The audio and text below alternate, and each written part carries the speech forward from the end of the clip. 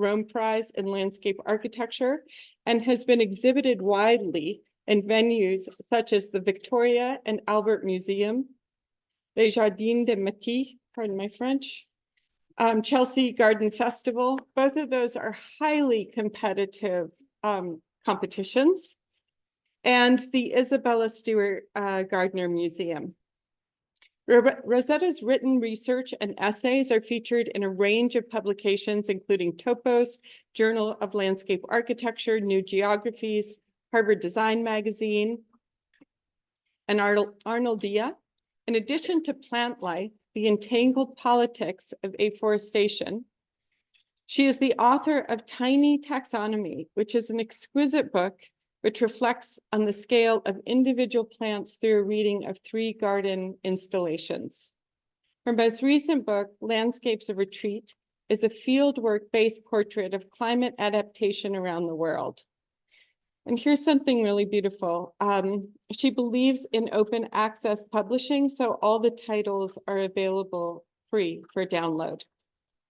And most of you, if not all of you, have now learned that Rosetta Elkin is one of the 4 winners of the J.B. Jackson On the Brink Book Award for her book, Plant Life. She, along with Whitney Pertinko, will be here tomorrow at 4, right here, for talks by each of them and a discussion led by our very own Associate Professor Catherine Harris, who is the chair of the J.B. Jackson On the Brink. What is the full title? On the Brink Book Awards. So please join me in welcoming this remarkable human, Rosetta Elkin.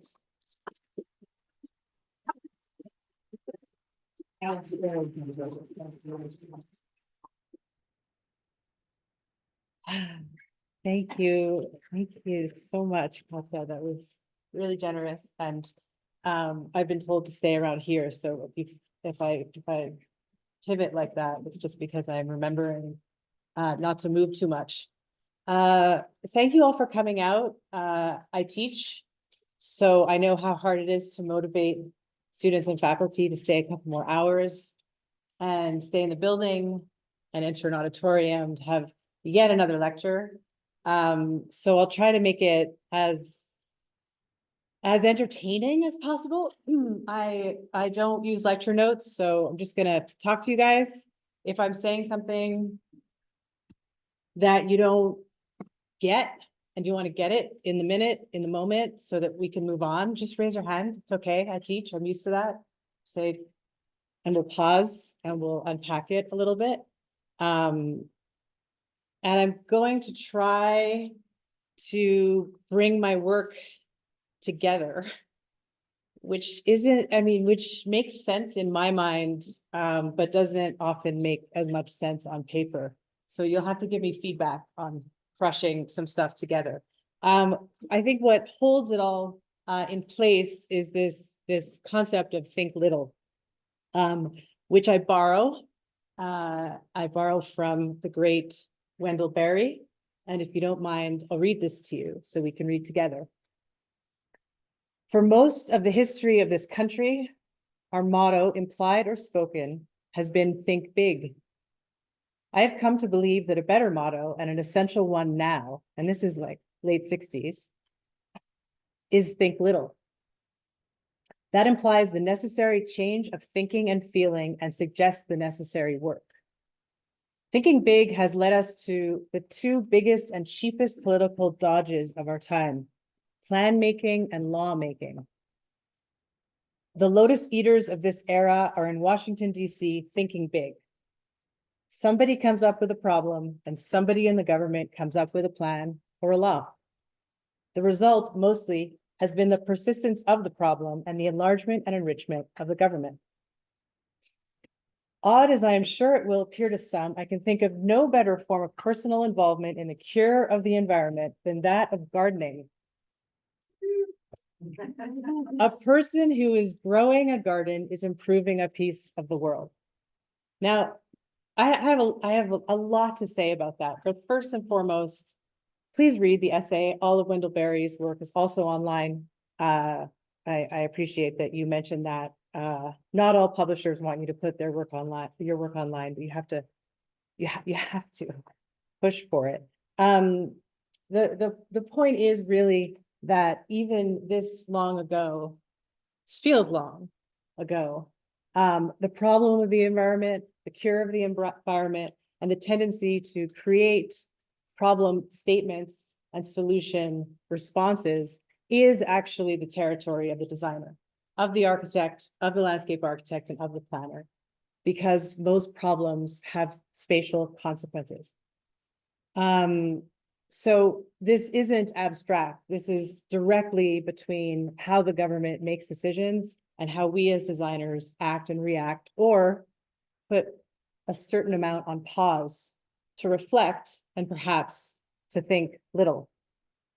Thinking little is also important in the role of what I'm going to talk about today, which is tree planting for the most part, or at least how we treat the planted and unplanted world, and our tendency to push for more and more and more, which is embedded in Wendell Berry's statement on thinking big.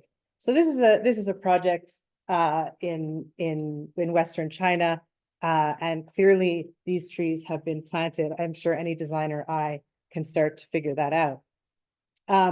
So if that's the example of think big, picking up on what Katja said, I've been thinking little for a long time. Tiny taxonomy was an effort to think little at a time when I was in professional practices that were thinking big, really large global projects all over the world as a landscape architect, basically dealing with plants as spreadsheets, because that's what we end up doing.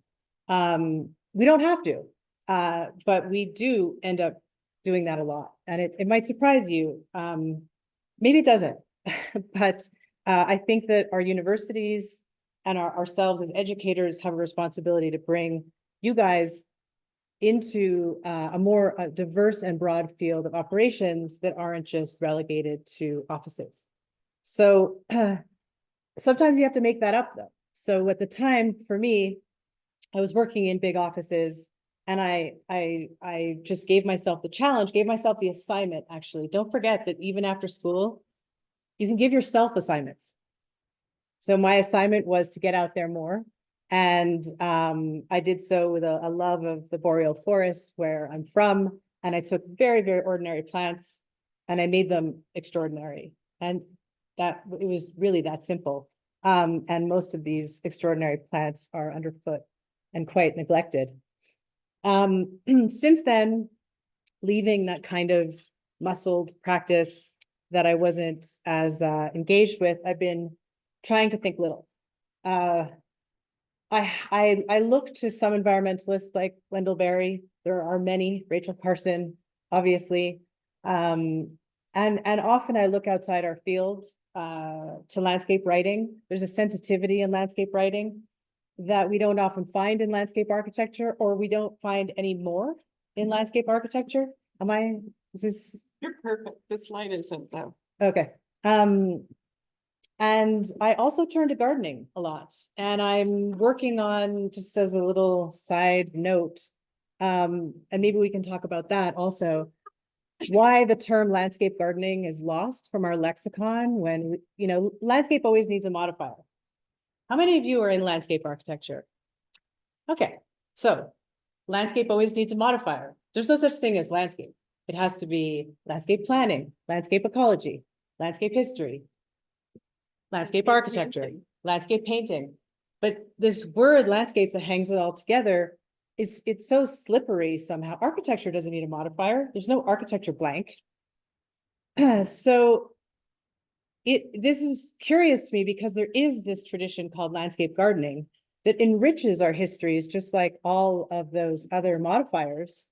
And yet there's something that makes the landscape architect uncomfortable when I talk about gardening.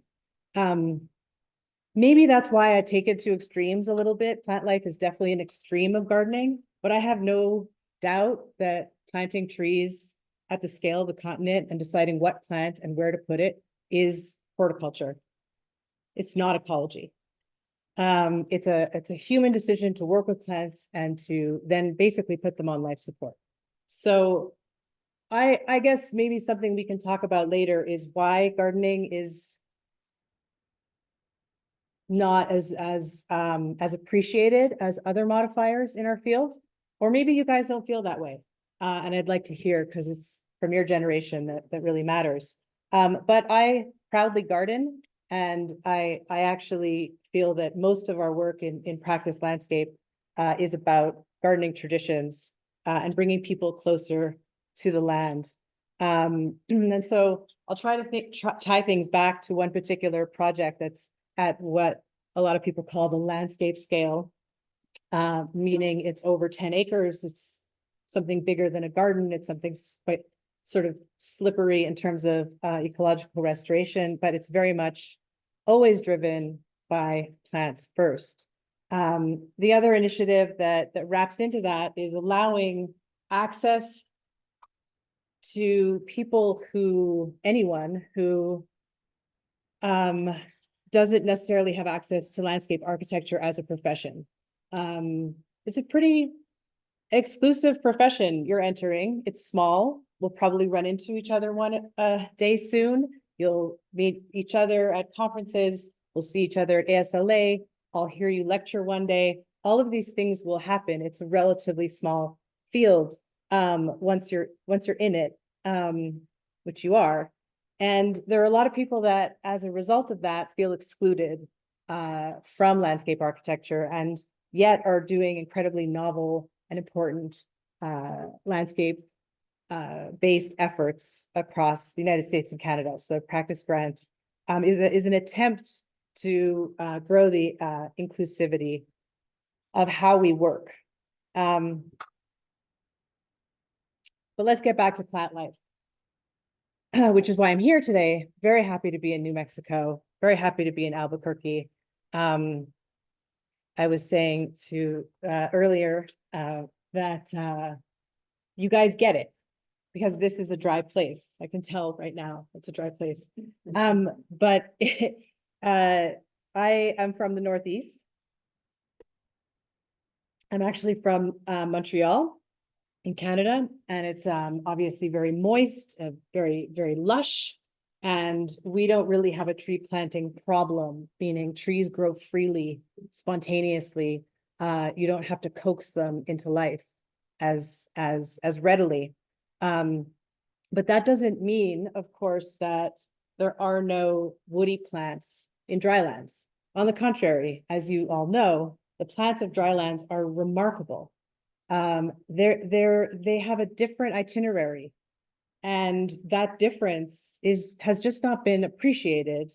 It's usually pacified by a tree planting initiative that just creates a grid and slops them in, or large scale agriculture, or some tradition of the sort that ignores the dryland biome and what's actually going on there.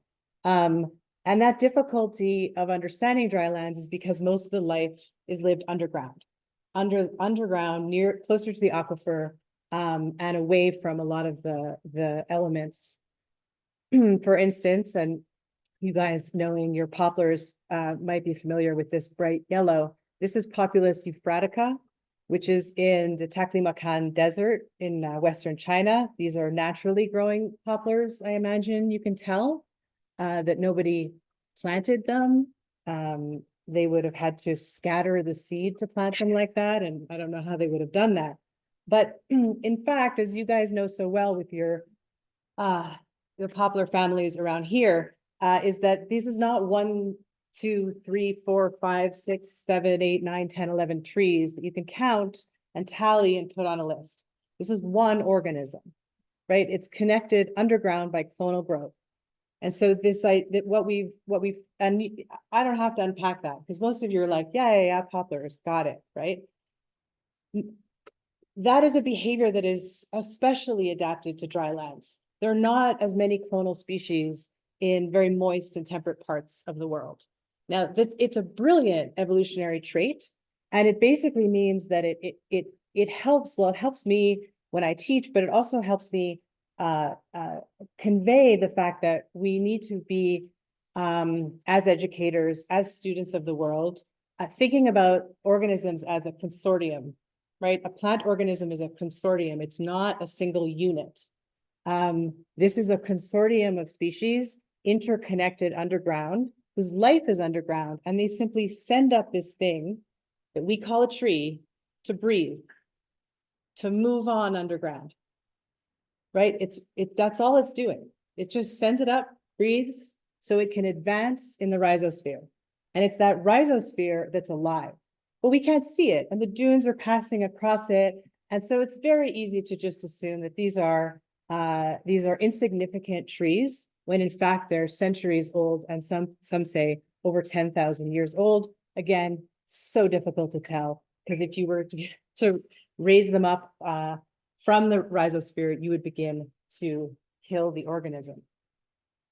The point is that these plants grow spontaneously, meaning they don't need humans. They don't need for humans. They don't need us to tend them, take care of them, check on them, monitor them, exchange facts about them, collect seed, store it. They're happily moving on without us. And that is in its way the entanglement that I talk about in the book, is that we have grown accustomed to loving plants that need us and not loving plants that don't. And I say loving in a really real way, because a love relationship is one, like in gardening, where there's this relationship and there's a give and take, and somehow if you're not in it, it's easier to objectify and problematize that relationship. So some of the plants that grow super freely here, they're problems, right? So I looked up recently because I was talking to one of my students, and he said, you know, there are 3D models of Populus euphratica. I was like, wow, wow. No, I mean, I just, this is a new slide for me, because when you learn about Populus euphratica, it is not just about the plant organism, right? Like I'm saying, it's this consortium. It's exactly when the herder is bringing by and what animals are grazing, and when a branch falls and reiterates, and when a whole part of the root system that we call a tree falls and another one sprouts up. That is the great orchestra of this organism. And yet, as designers, we have to be quite careful if that formal outcome is what we trade in. And when we formalize in this way, we take the behavior away. So all agency from the plant is just gone. When that form is temporary, it's so very temporary. So that's a confusing thing, because you're taking the land away from the tree, right? Let's look at that again. You're just removing the connection to the planet when you specify trees as units, and when you think you can draw them or model them. You're drawing them at one particular point in their lifespan that will way outlive you, right?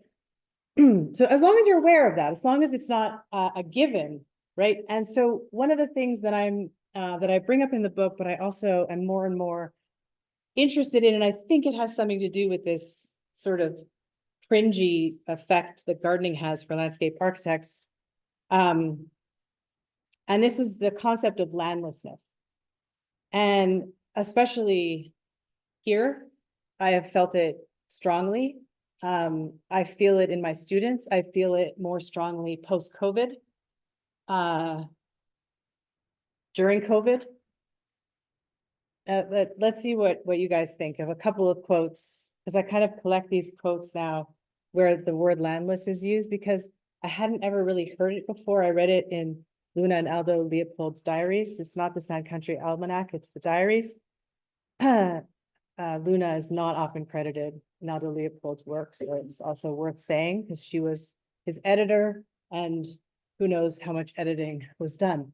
The problem then is how to bring about a striving for harmony with land among a people, many of whom have forgotten there is any such thing as land, among whom education and culture have become almost synonymous with landlessness. So to be those models are landless, right? It's kind of clear. If you ask someone in Manhattan, where I work now. Well, work in Brooklyn, but you know, what land do you live on? I was like, what? I mean, they can tell you where the closest subway stop is, or maybe the closest coffee shop.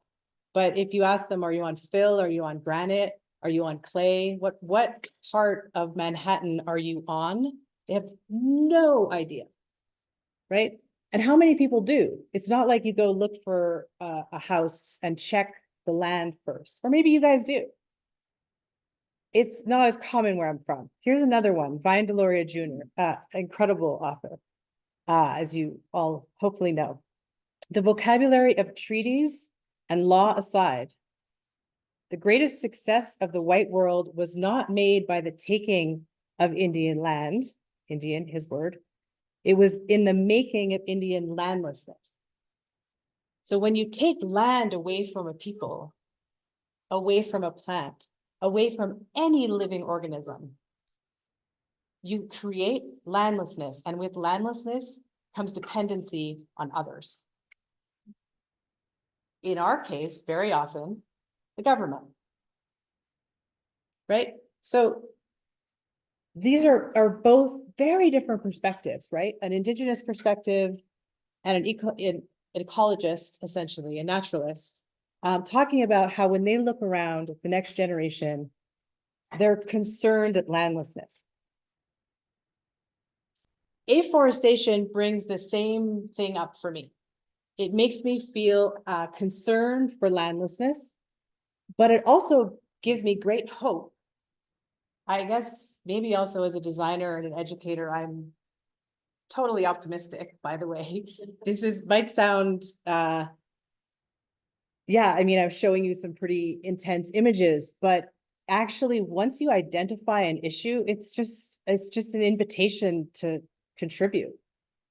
When you don't know what's going on, that's the worst. But if we understand ourselves as landless in some way, or your neighbor as, or your friend, or your niece, or your lover, or your friend, then you can start to be landful.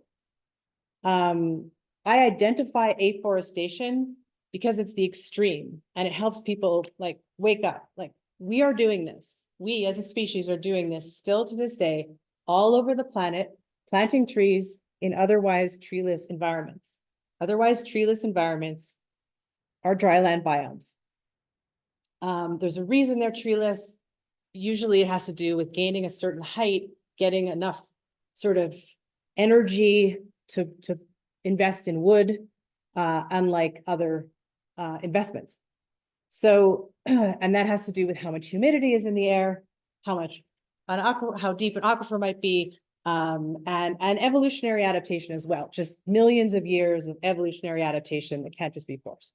So the question I ask, or the very basic kind of outlines of the book, are questioning that. And they question a very extreme example in order to pay closer attention to our lives, to our street trees, to our decision to take down, remove, or call it, label it native, invasive, all that stuff that we're all wrapped up in, right? And I start the book simply by saying humans are a planting species. We plant trees in the millions and billions. And on the face of it, we plant trees for survival, to coexist, and to thrive on the planet. We plant trees to stimulate meaning, expression, awareness, poetry, art, belief, by necessity, of course. But one of the main reasons we plant trees now in the 21st century and through the 20th century is because we're really good at taking them down. And I break the book up into 3 sections. I encourage all of you to read index, at least, if you don't want to get through the book, because it has a lot to do with your context, and this kind of treelessness. And I'll talk about that a little bit later. But just to unpack a little bit more about that structure, I use 3 cases in Africa, which is the current case. It's on the books of the UNCCD to plant a tree wall from Jakarta, Djibouti, which is cross-continental, the sub-Sahel. That's big. That's a big area. And I pair that with a history. These are all actually landscape histories. One is a landscape history of how we kind of got to the point of treating plants as objects. Units, which is what I call artifact. Once a plant is a unit and you've taken the land away from it, you've clocked it off, you've cropped it, it's easier to put on a list. It gets a binomial, it gets a count, and that's the index. An index becomes an expert's tool. So, you know, if it's not on the list, I probably shouldn't plant it because they didn't say it was on the list. And so that we just sort of not just get land list, but plant list because you can't question the list. And then that list makes its way back into the world, very real places where people live, for questionable reasons. And I pair each case with a typology and a species, a particular plant that's sort of either loves to play with humans, doesn't love to play with humans, or plays on its own terms. And so I try to take the plant's perspective. Now, what ties them all together is that no matter what the major environmental issue is, in the 30s, it was airborne soil and conservation. In the 70s, 80s, 90s, air quality in China, and more recently in Africa, food security and overgrazing. In every case, across a whole century of environmentalism, while Barry and Leopold and Vindelary Jr. and Carson are writing, the answer is always plant trees. That seems conspicuous, right? So again, we plant trees actually to try to offset the outrageous deforestation. And if that could be called out, then maybe we could do something about the deforestation, right? So I get into that a little bit more in the book. I'm showing you like lots of eye candy just so you kind of get the point. This is a very hopeful image, in my opinion, even though it might it might be kind of, oh, also, how long am I supposed to speak for?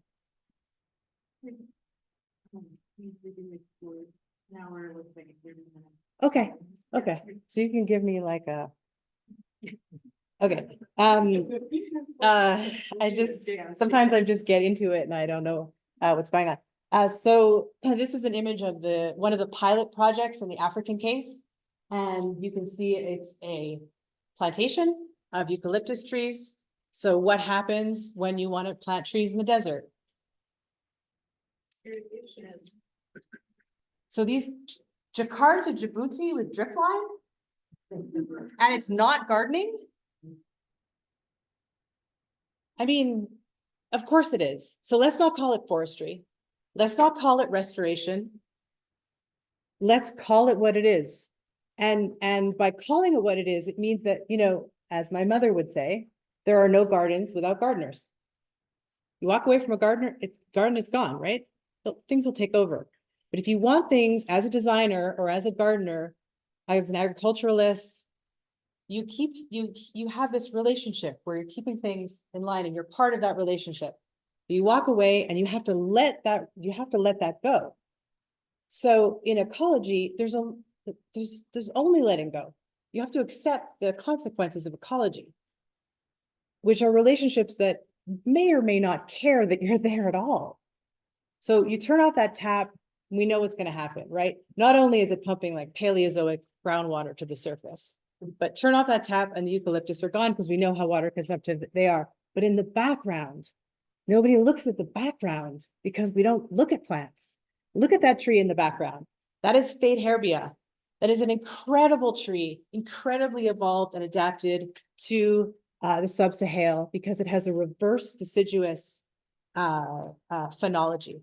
So it is leafless when everyone else is leafy. It's a brilliant tool of agroforestry, which is what they've tried to turn it into.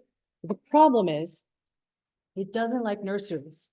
And it doesn't like nursery standards because it doesn't like plastic pots. And so it's on the list. They wish it was on the list. They wish it could be on the list, but they can't put it on the list because they can't plant it. So if they can't plant it, it doesn't exist. Of course it exists. It's right there in front of you.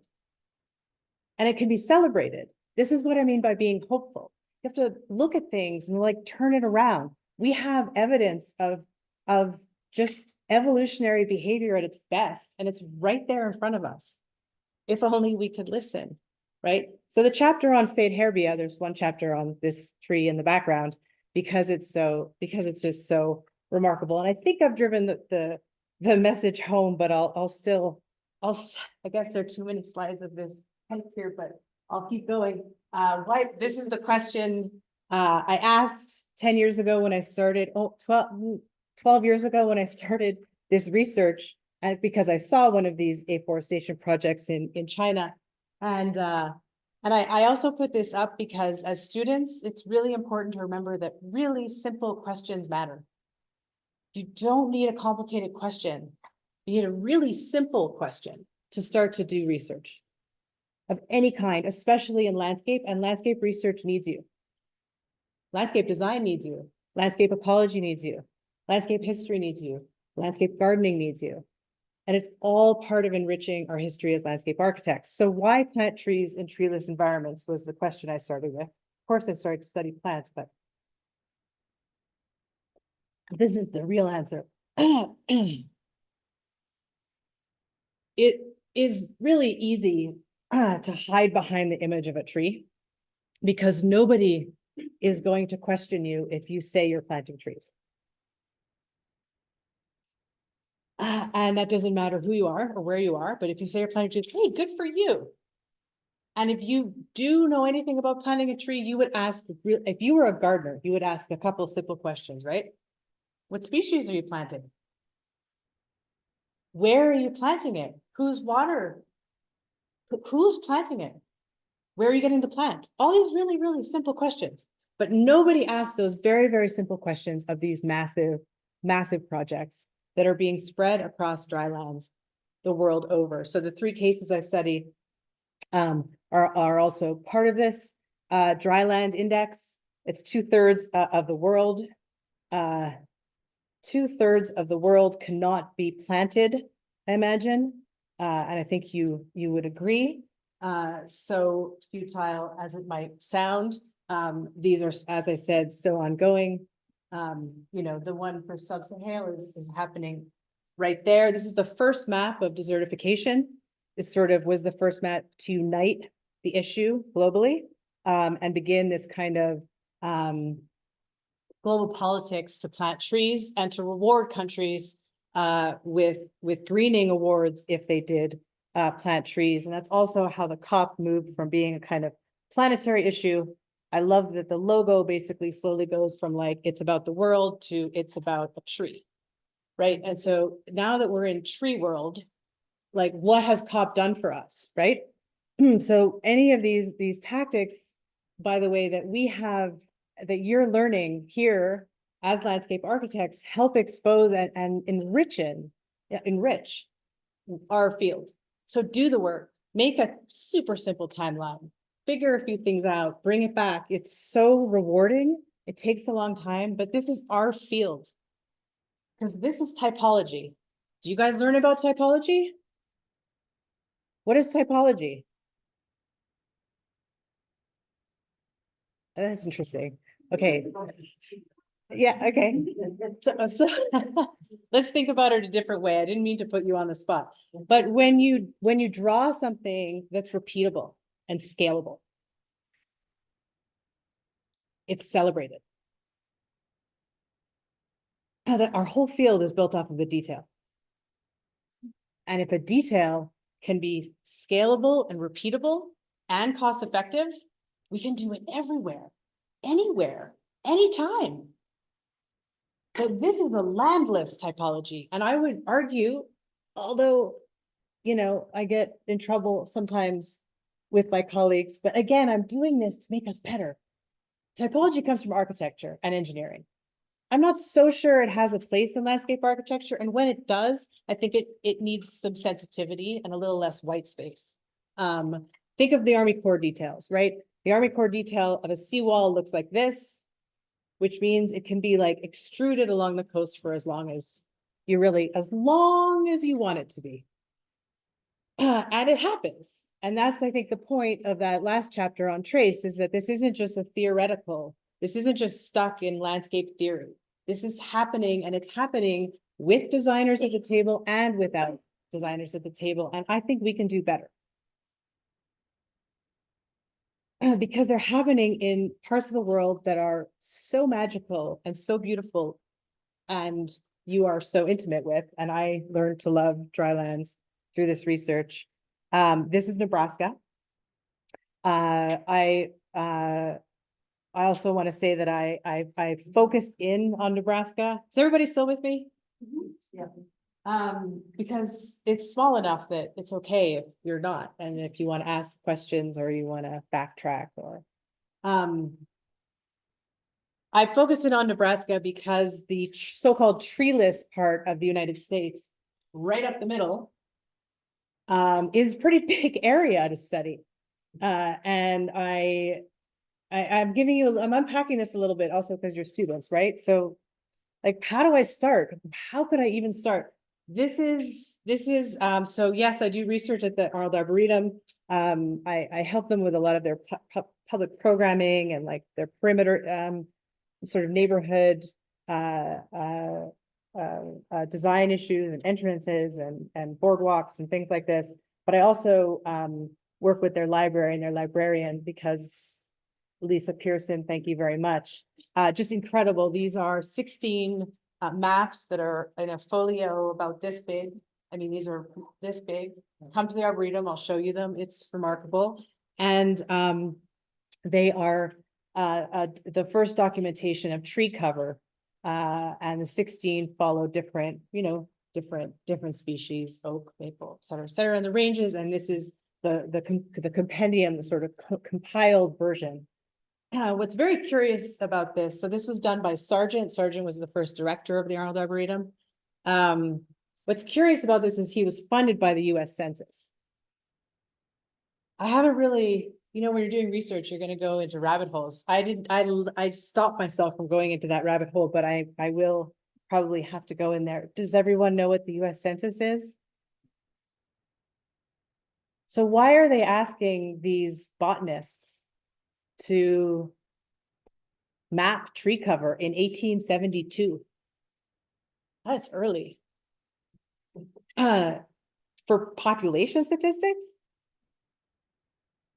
I mean, it's such a conundrum, but essentially, where there are no trees, it's harder to live. And they want westward expansion to succeed. They don't want it to be a failure. They just incentivized it. Congress just backed it. People are going out there. They're going to need trees. The census needs people to stop moving around, get a postcode so they can build a post office and plant trees. And what better authority than botanists to make these maps? Now, that is also that you are also very familiar with the 100th meridian. That blank spot in the map is right up the 100th meridian. The 100th meridian is pretty much what a lot of people say where the Great Plains begin. It's basically where, humidity and rain just sort of switch and aridity comes in. Right? It tracks all the way up from each pole. It's the longitude of rainfall. So there's sort of rain stops at the 100th meridian. Now, the trace outline you see there is this tree planting project that was planned by the federal government. The sort of zigzag part is what they planned. Obviously very topographically accurate. And then the splotches on top are what actually was planted in this project. And most were planted through the typology of a shelter belt. This is the edge of a shelter belt in the sandhills of Nebraska. The sandhills are sometimes sandy hills and sometimes, and mostly, grassy hills. So they're green. They're not brown most of the time, the sandhills. But even through that, there are a lot of failed shelter belts, of course. So some trees thrive, some don't. But the sandhills, it turns out, and Nebraska more broadly, became a really interesting site of study for me to unpack and understand how this tree distribution occurred. And a lot of it had to do, oh wait, let me backtrack. I started studying the United States because I was studying the Chinese project, and almost inevitably, I was met with this kind of, well, that's China. Like, we don't do that. Do you know what I'm talking about, that reaction? Okay, okay. No. The first state-sponsored, organized, supra-continental afforestation project was designed and installed in the United States. And every country afterwards modeled it after this. That's what research does. It breaks open and apart these assumptions that we made. So Nebraska, a state of firsts, was the first to propose Arbor Day, right? The first to have the first federally sponsored nursery, and also has the first artificially planted national forest. It loves its first, there's a longer list. So the sandhills are pretty big. This area that took to tree planting. This is a pretty good comparison. There's the 100th meridian, and that's about the size of the sandhills. It's impressive. So by trying to afforest the sandhills first and foremost, they were really proving that tree planting could be a state-run effort and could be, they being the newly formed federal government. So they set to work. I'm not going to go all the way through the history, but I thought I'd show you a lot of the fun of the research, and it is fun because you're sort of doing these forensics on the history we're given, which hopefully we're learning in all kinds of ways is not enough.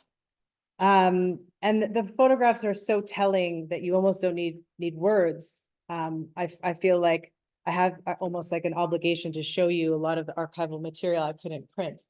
And one of the other things I do during research is I always go to the literature, fiction really, of the times.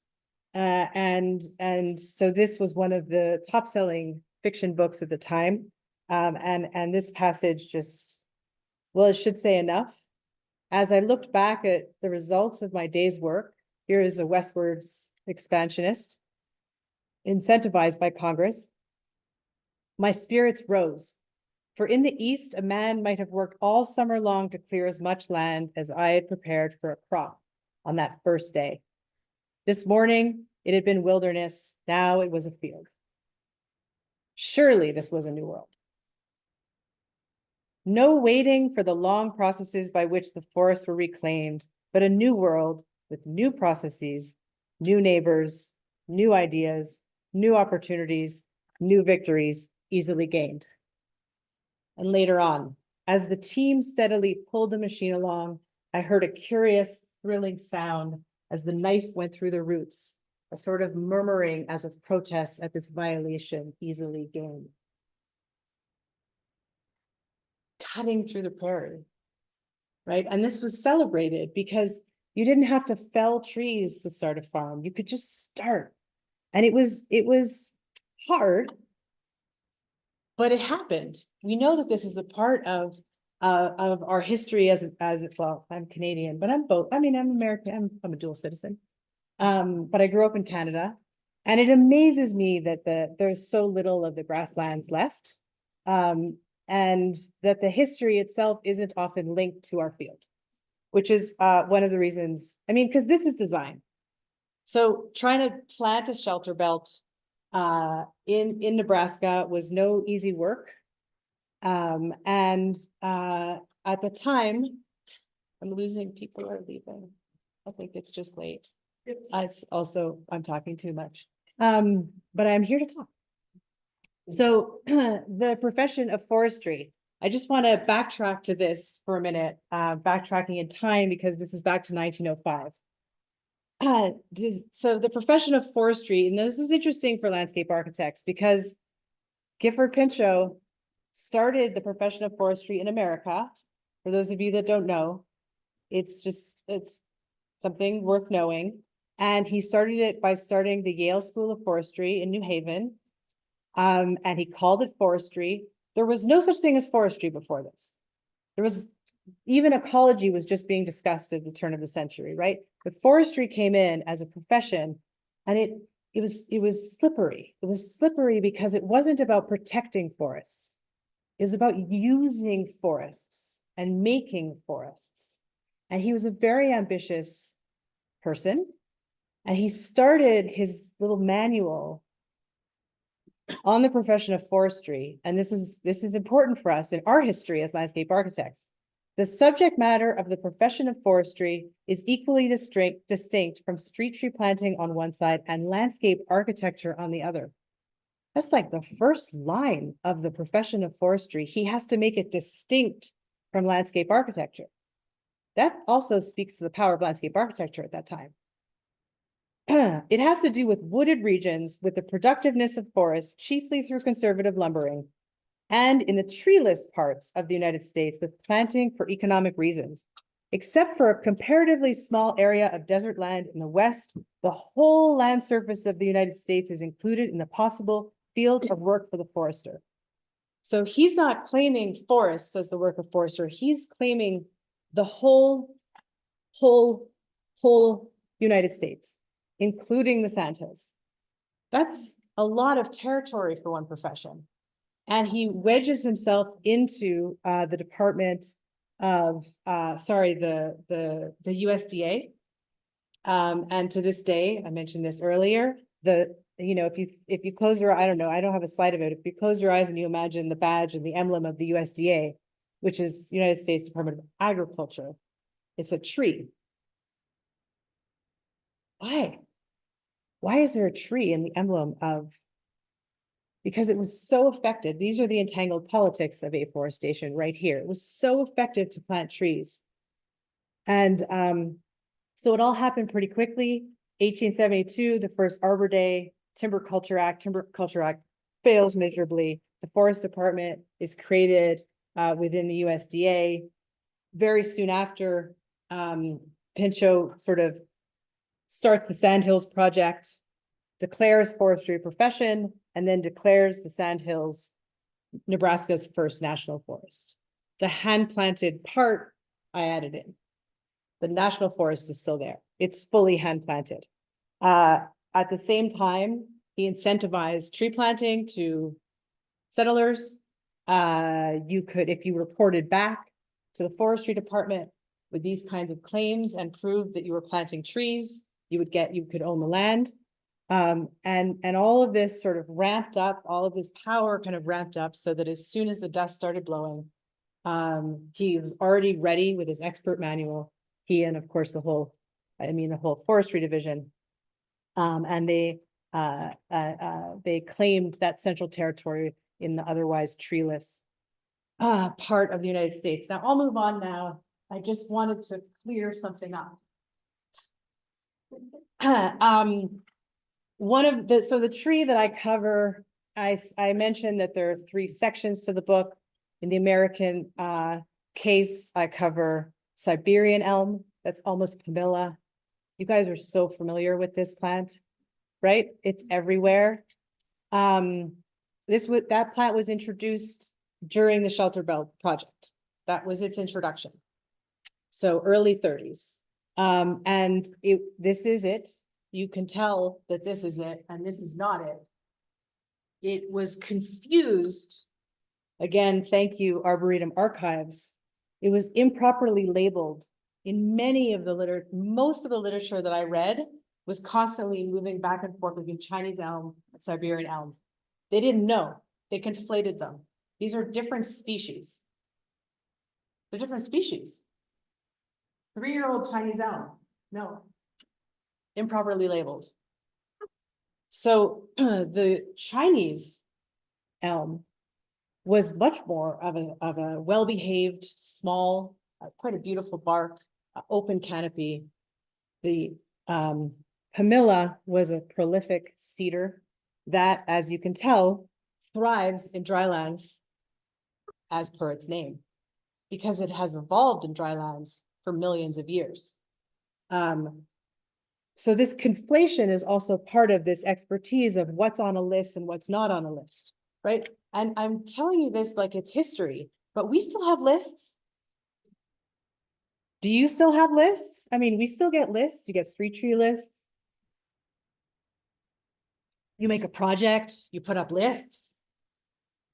We want to be careful with that because we don't always know, or at the very least, we want to be open with the fact that we are specifying living organisms. So the chapter just basically goes on to say, you know, these kinds of questions that celebrate some species and demonize others. I'll move forward a little bit to tell you just really briefly, this is Nebraska National Forest when it was very young. I'll skip ahead a little bit. There's the nursery that was actually cited by the cook, because of course the cook would know what all of their plants. Anyways, that's a whole other story. The issue in the sandhills was blowouts. And I'm telling you this because of my title and because of Think Little and because the research also brought up all kinds of other research streams. Blowouts are, of course, the bane of anyone trying to stabilize land, make land claims, put little rectangles on maps. A blowout just kind of takes land offline, right? And it's frustrating because the trees don't grow there, the grasses don't grow there, the blowout happens, it just starts to grow. Of course, hurting makes it worse. And what's kind of amazing that some of my field research revealed, you know, working with a lot of great people, obviously at the Nebraska National Forest, is there's this fantastic little penstemon called blowout beard tongue. And it is the sole plant to occupy blowouts after a blowout. It's the only plant that'll do it. What was that name of the? Penstemon, it's blowout beard tongue. The easiest way to remember it.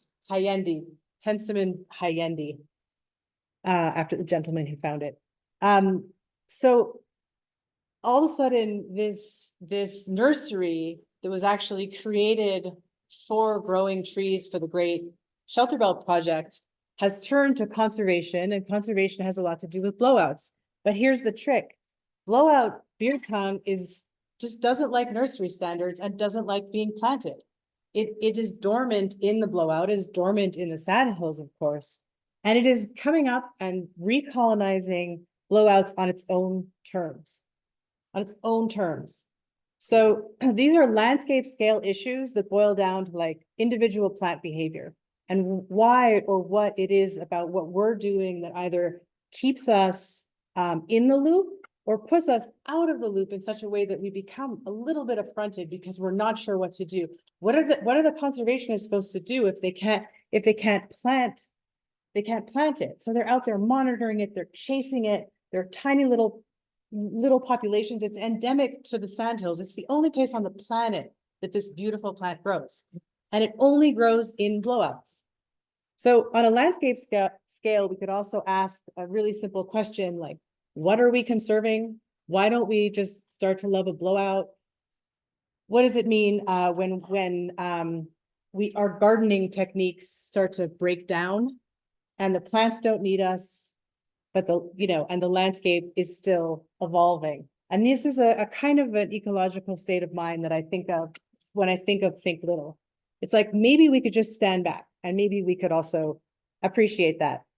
So I'm gonna wrap up by trying to link that to a current project of mine, because of course, when you're doing research, you're doing it also to try to contribute to a more landful world, I hope, and respect what's already here and kind of maybe put a little bit to the side the tabula rasa mentality of modernism and very strict landscape architecture that basically is geometry.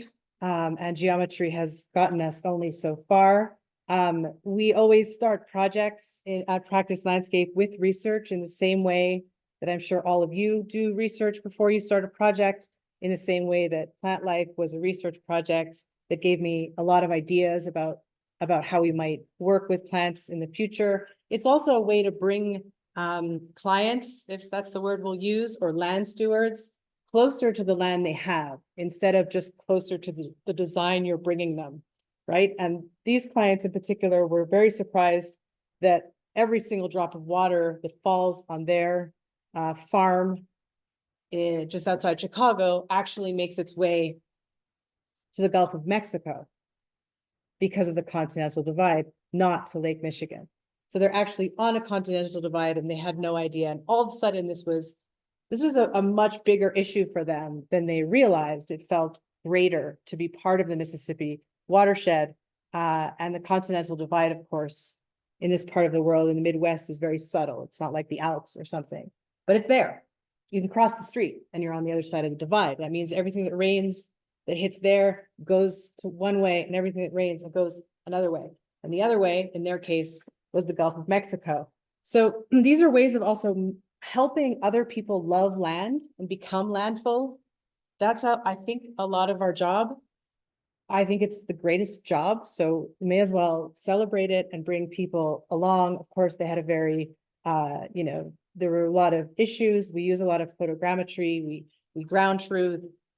We also fly drones for this photogrammetry. In this case, just in case it's not clear, one of the reasons to use this kind of technology, although it's manifold now and it's changing every day, is that you can see on your left that the sort of fuzzy areas that I highlight on the right are trees. They're just as much trees as the dark green blobs. It's just that they're not photosynthesizing. So when they're not photosynthesizing, it means they're at the end of their lives. So it was, even though we can bring someone in and we can stare up and we can look at them and we can, but this kind of technology is now helping us make better decisions about what we do. And the fact is they had this huge growth of silver maples, but most of them were going to come down in the next 2 years. Anyways, that I'm just trying to show you like what research means when you try to bring it to the ground. We collect as much seed on site as possible, and then we contract grow so that the material is endemic to the site. In this case, ellipsoidalis, Quercus ellipsoidalis, quite an unusual oak for the area. And another thing that we do as designers is we don't just sit down with a plan and then superimpose it, sort of willy-nilly deciding where trees go, but by caging and protecting certain species, in this case, red oak, these saplings that are dormant underground are protected from deer. And so the plan is emerging whereby wherever the trees are popping up and we're keeping is kind of, the trees are designing themselves in a way. And another thing I'd like to mention in that case is that subtraction is also just as much a design tool. And we're really just removing buckthorn and letting hedgerows work themselves out. And we keep all the material on site. So we remove buckthorn, we create these habitats. The client wants a fence for privacy. We say, wait a second, do you have time? Yes, we have time. Okay, then over time, you'll have a fence, but the fence will also be habitat. And you can also engage in a practice whereby you're taking out material and sort of feeding the fence. And it's so alive, it's like buzzing, this thing, and it's beautiful, and it's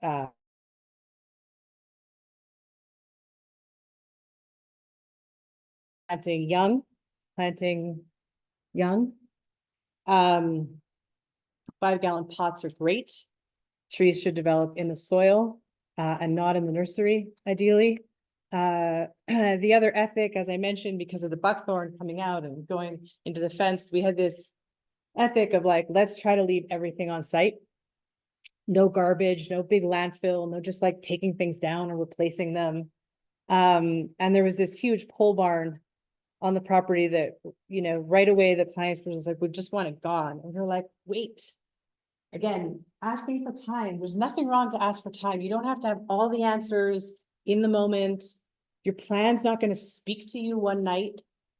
It's just, sorry, this is geometry again, just superimposing itself in ways that can be dangerous. So we actually asked them to live with the barn for a couple of years while we figured it out. And in the meantime, of course, like I said, there are a lot of deer. They wanted a garden, they wanted a cutting garden, they wanted something florific, knowing that they were restoring former soy agriculture, should have said that, to a meadow, to a grassland. And so if they were going to have a garden, as we would call it, they needed walls. And then we'd have to bring in materials. That's a lot of materials. We wanted to have this ethic of reusing. How are we going to do that? And essentially, we just decided, finally, it was just this, oh, we already have walls. So we cut the pole barn, left a remnant at the back for shade, and reuse all the trusses. You can see in the upper right, this beautiful, incredible trusses. The trusses were like brought together for this super extreme garage building by the road. And the building's beautiful. It's by Kiel Mo. It's a garage building using all the materials from the barn. And then we just painted it. So it looks like the Death Star. And tried to figure out a design. We design in situ, we design on trace, we go back and forth. We wanted shade, we brought in hawthorns. Here we're deciding that, okay, let's bring in 3 trees. Let's decide that it's great for the birds, it's great for the shade. It's a huge area. And in the garden, this is where we can have a florific kind of playground for their family and their kids, and the joy of plants, and allow the restoration to take as much time as it needs in these acres and acres around the walled garden. So we still get to play with plants and still get this kind of joy that comes from seasonality, and there is what we call the croft. So these are examples of how you might bring a kind of more like a slower tempo, maybe plant time into your project, and still come with design and with ideas that I think are really, I don't know, make people happy, bring people outside, bring you closer to plants in different ways, but also are wrapped up in the ethic of think little. Think little is not meant to be a kind of diminutive. It's actually trying to slow things down and take a step back and look at where we're at as a profession, as a history, as a species. And I don't have to mention it again, but yes, all the publications, including a lot of publications on the projects themselves, like little how-to, like that living with that wall we made. There's a little how-to, you can download that. Everyone should do that. And that's what we mean by practice. Just take time. So thank you. Sorry if I went way over. I have no idea how long I spoke for. And thank you to everyone on Zoom. I'm sorry that I'm moving so much. I can't help myself.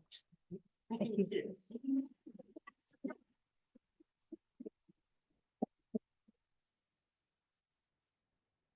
We do have a few minutes for questions. I know some of you may have to leave, and some of you, well, maybe the guys here have to leave. So, if anyone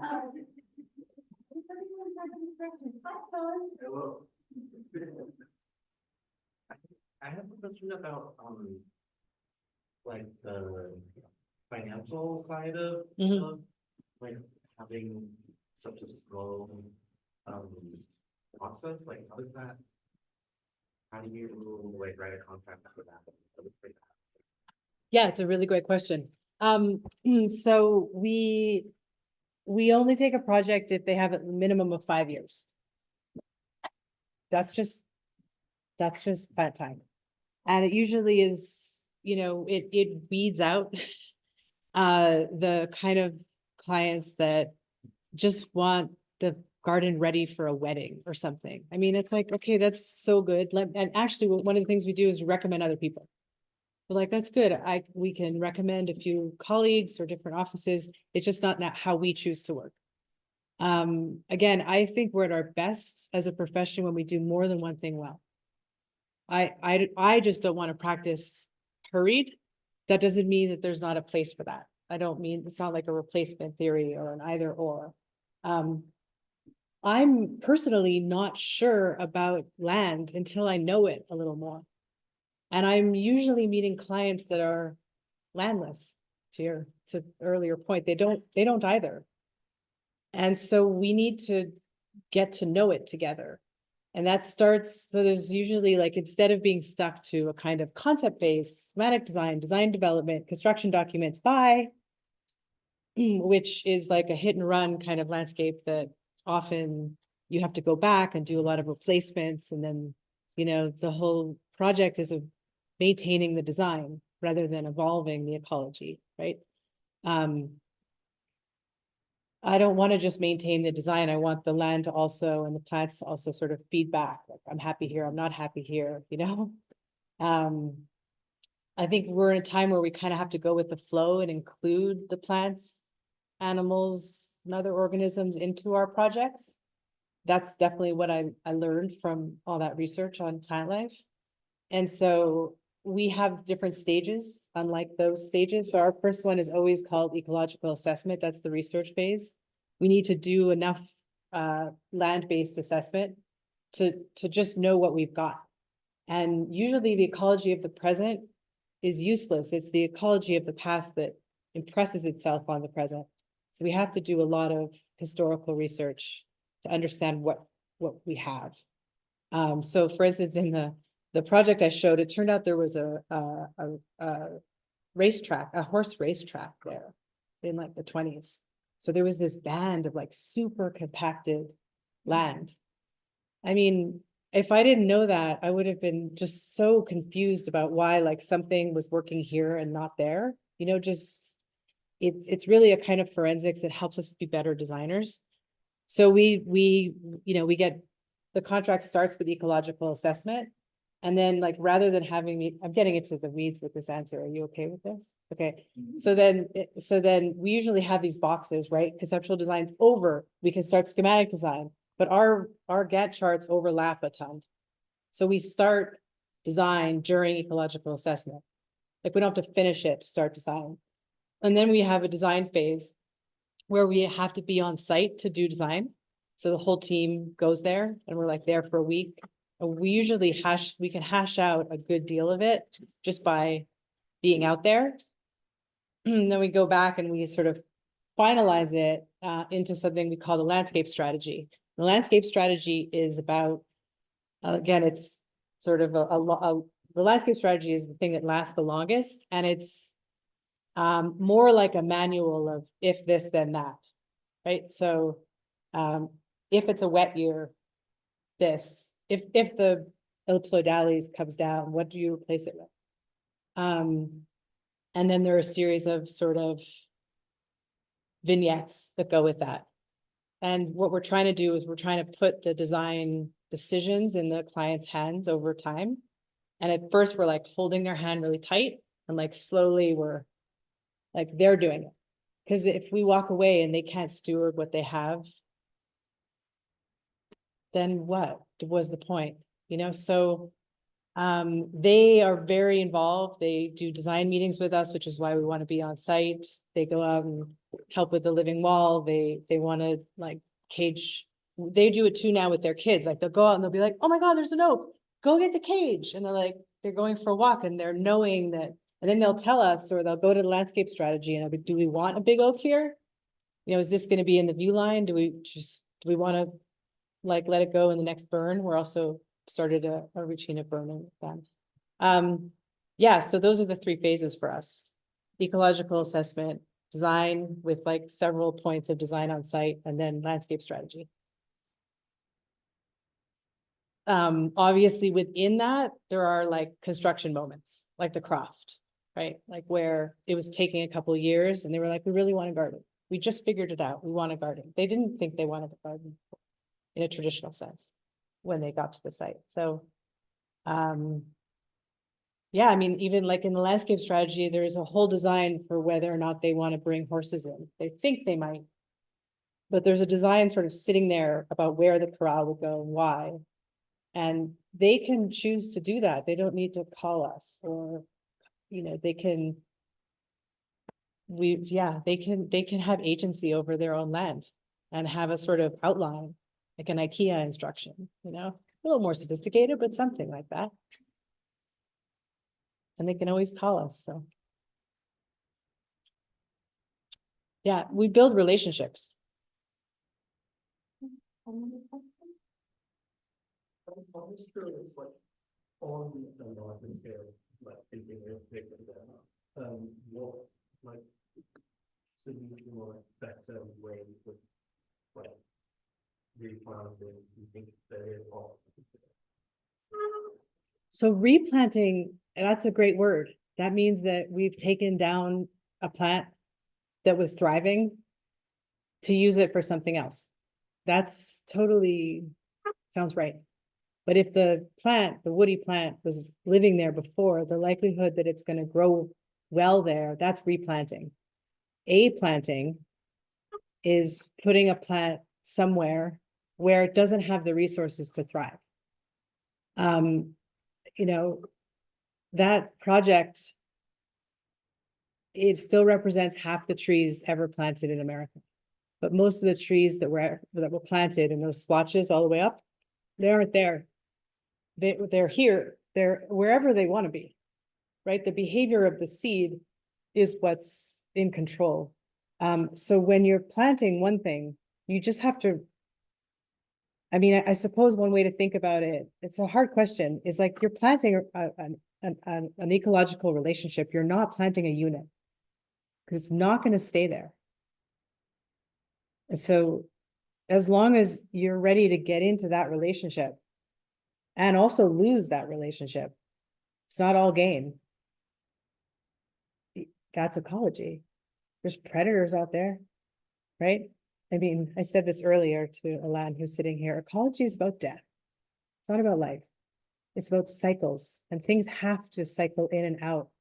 And so if all we think we're doing as humans is bringing the greatness of ecology to the world, like the world doesn't care. Mother Nature doesn't care what you think. So sometimes we get it wrong. If you're replanting, to use your word, and you're going to care for it, you're going to go back and you're going to water it and you're going to, take the vines away from its feet and kind of have a little check once in a while. Then you decide that if you're planting that one-to-one relationship, like how many can you do and keep up? There's probably not 100,000. There's probably not 1 million. So when you see a headline like Ethiopia plants 100 million trees in a week, why? Ooh, why? There's no way they could keep up. Like, there's something behind that. I'm all for planting as long as, actually, one of the things I came to with the project was more like, we should be growing trees, not planting trees. If our lexicon, the bumper sticker, it should say grow trees. Right? If we were growing trees, then I'm all in, but that would necessitate a lot more from us instead of just like plunking it in the ground and walking away and like tallying. That's problematic. And it's just, in a way, we can take that into our field, because when you spec a bunch of trees or you spec a bunch of plants and they get planted and you walk away, you're not giving the land or the people that might take care of those plants like the opportunity to thrive. So we can design ways to do that in more meaningful ways, I think. I think it's 5:22. There is one person in the chat that said, can the audience ask a question? I saw it pop up. Or do you want me to try to do this? I can't. I can do this. I'm just going backwards on my mouse, so it's like I slow. think there- Do you want me to try to click this? Oh, it's not going down. I think it may be. Oh, it's this one. Oh, sorry. No, yes, but no, because I was like this. Sorry. Sorry. Sorry. That wasn't much of a question. So we're like, hey. Do you consider the way that the Siberian elm spread to the afforestation? Given that there's probably millions now. Well, afforestation In the middle of it. is it, well, it's an anthropogenic word. The plant's in charge now. The amount of dormant seed is way greater than any kind of modern conservation project. We live with it now. For better or worse. I'm in the minority, and I love them. And Well, I it- try in the landscape, getting them all cut down and then mulch and giant steaming piles. Because I witness every year, not happening, owls. Golden eagle in the landscape. And I'm like, Mhm. like, yeah. But it's a long head with my populace that plays. Yeah. I love my populace. So that's good. I guess that- I mean, for me, I actually don't have a tree that we. Well, Oh, the, I can't stand much. well, this project also introduced, But yeah. it's so invasive, it's just- well, wait, no, or successful. But I mean, look, a colleague of mine, Peter Del Tredici, maybe you read his work in class, I don't know, but he said, try calling them immigrant species and see how you feel. We can't wipe them out. There's no sort of like globe we can put over the state and say like, well, they're not here. Like, and everything, we're in this is evolution. We're part of it, right? So trees are moving, water tables are shifting, climates are shifting. People are having to move because of major wildfires and sea level rise, but we want the plants to stay the same? And this is kind of, is actually, I didn't know how to put this, if I was doing some, when you were talking about, you know, the survey map and finding out, like, okay, well, this is where we need to plant trees, almost like a little bit of an act of kind of invasion, this under the. Sure, yeah.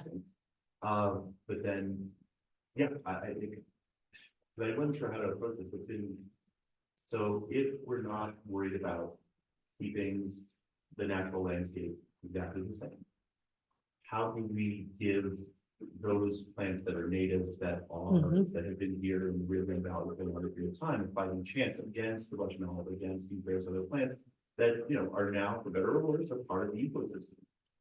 It's the same, it's a similar, it's just, I'd love to keep talking about it, but look, if you can handle it, then you should do that in the area that belongs to you or that you feel you belong. But we can't garden the 100th meridian. This is the point, like, and when you go in and you say, you, yes, no, yes, no, you over there, that's design, you're deciding, and it's a lot of labor. It's a lot of effort. You know how much effort it is. Yeah.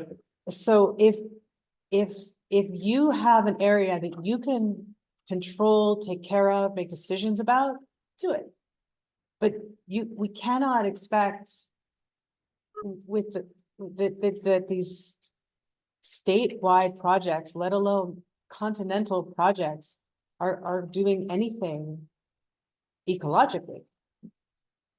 We No, don't, no. again, we also don't have very much native soil. What do you mean native soil? I mean, when you ask someone in Brooklyn, like plant a tree here, you're talking about like fresh kills. Okay, like fresh kills, the landfill. Thank you, James Corner. Sorry that I'm being recorded. Insisted on native plants on a garbage dump? Why? That doesn't make any sense to me. You give me native soil, I will give you native plants. You give me native climate, I'll give you native plants, but it's all the same conversation. We have changed everything so much that the plants have to adapt to that. So when the climate is warmer and the water is more scarce and the concrete is more, dense, and there's more compaction and there's more people and there's all of this stuff going on, the plants are gonna change, and they're changing to the conditions we're giving them. That's a pretty smart evolutionary move. I don't think we can that. Personally, if you can on your part of the world, then you should. And you should replant as many you feel you can take care of. We can all do that. But it's two-thirds of the, you should see some of the size of these replanting projects. And on top of it, yeah, we're burning way more plants than we can ever think that we're like recapturing. So why aren't we fighting for that? I don't know. I find it's a Gordian knot, right? It's a Gordian knot. There's no way out of it, but you have to take a position that you feel comfortable with, as Katja just did, and that's what you bring forward. I think the native versus invasive conversation is an ideology. It's not ecology.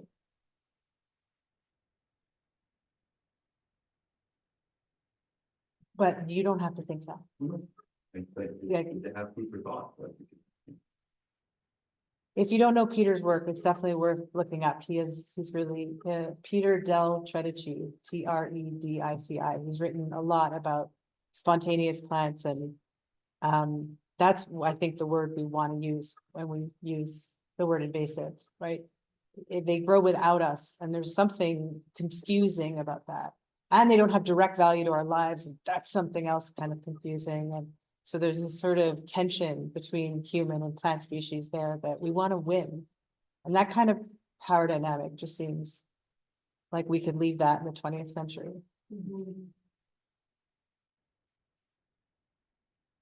The whole, maybe, as a whole, we don't think they have that, Right, but they do, but they do. exactly. I think we could be more sensitive about where we plant ourselves, Well, yeah, where people plant themselves. not ripping up the entire, river valley just for beautiful views and, fancy houses, yeah, that'd be nice. I like that. Thank you all. Thanks for coming.